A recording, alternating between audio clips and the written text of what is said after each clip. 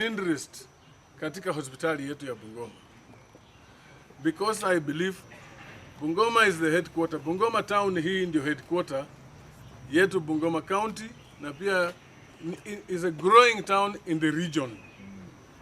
Kulingana na maendeleo na mipango ile ambayo imewekwa, eventually we want to have it as a city.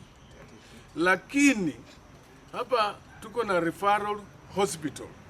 Sharia tulikuwa tumekubaliana the current level 5 hospital will be elevated to level 6. When you say you want to elevate to level 6, haimaanishi unaanza kwenda kujenga level 6 mahali ingine tofauti. So we have petitioned the Cabinet Secretary for Health.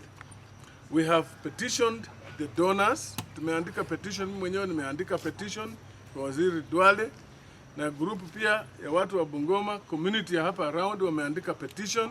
Ingine imeenda to the donors, the African Development Bank and others, kuambia kwamba if they want to elevate the existing level 5 hospital to level 6, they are welcome.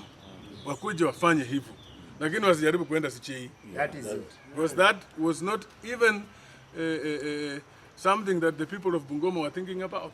Hawakuwa consulted. There was no participation by the public to say inaenda wapi? Sichei. Kwa hivyo tunataka irudi hapa. United opposition, the moment you become government, ratify the return of level 6 hospital from Sichei to Bungoma. Hapa ndio headquarter.